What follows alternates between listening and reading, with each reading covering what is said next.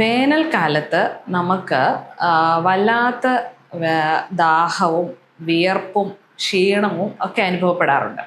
അപ്പോൾ ഉടനെ നമ്മളുടെ ടെൻഡൻസി എന്താണെന്ന് വെച്ചാൽ തണുത്തത് എന്തെങ്കിലും കഴിക്കുക. അപ്പോൾ ഐസ് ഇട്ട ഒരു നാരങ്ങ വെള്ളം കിട്ടിയാൽ അത് നല്ലതായിരിക്കും. പക്ഷേ നമ്മൾ വീട്ടിലുണ്ടാക്കിയാൽ ഇതൊന്നും ഒരു പ്രശ്നമല്ല. നമ്മൾ ഫിൽട്ടർ ചെയ്ത വെള്ളത്തിലുള്ള ഐസ്, ഫിൽട്ടർ ചെയ്ത വെള്ളം ഉപയോഗിച്ച് നാരങ്ങ വെള്ളം ഉണ്ടാക്കുന്നു, ഇതൊരു പ്രശ്നമല്ല. പക്ഷേ പുറത്ത് നിന്ന് അത് എടുക്കുമ്പോൾ അത് എവിടെ നിന്നാണ് ഈ ഐസ് വരുന്നതെന്ന് നമുക്കൊരു ഗ്യാരണ്ടി ഇല്ല. ചില കമ്പനികൾ പാക്കറ്റിൽ ഐസ്, അത് ISO സ്റ്റാൻഡേർഡ്സ് ഉള്ള തരം ഐസൊക്കെ മാനുഫാക്ചർ ചെയ്യുന്നുണ്ട്, അതൊരു പ്രശ്നമല്ല. പക്ഷേ അല്ലാത്ത സമയത്ത് എങ്ങനെ ഏത് രീതിയിലാണ് ഈ ഐസ് ഉണ്ടാക്കിയതെന്ന് നമുക്കൊരു ഗ്യാരണ്ടിയും ഇല്ല.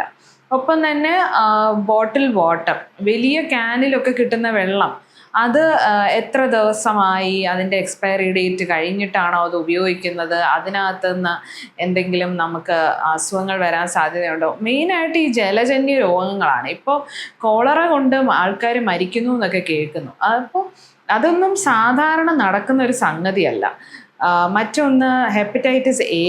ഒരുപാട് സ്ഥലങ്ങളിൽ കിണറിൽ നിന്നുള്ള വെള്ളം കുടിക്കുമ്പോൾ ആ ഒരു ലൊക്കാലിറ്റി മൊത്തം ഹെപ്പറ്റൈറ്റിസ് A. കിണർ വെള്ളത്തിൻ്റെ പ്രോപ്പർ ക്ലോറിനേഷൻ നടത്താത്തത് കൊണ്ടാണ് ഇത് സംഭവിക്കുന്നത്. വേറെ ഒന്ന്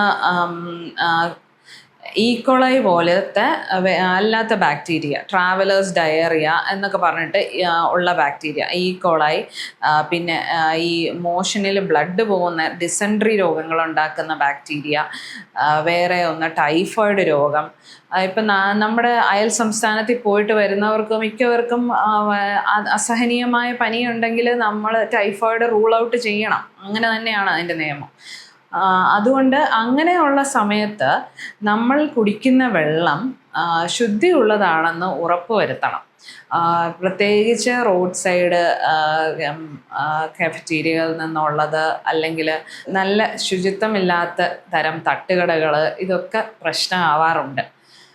ഒരു രോഗം വന്നു കഴിയുമ്പോൾ പിന്നെ അത് എത്ര ദിവസത്തെ നമ്മളുടെ ബുദ്ധിമുട്ടുകൾ, ജോലിക്ക് പോകാൻ പറ്റില്ല, അല്ലെങ്കിൽ സ്കൂളിൽ പോകാൻ പറ്റില്ല, നമ്മുടെ കുടുംബം നമ്മളുടെ ഒപ്പം സഫർ ചെയ്യണം.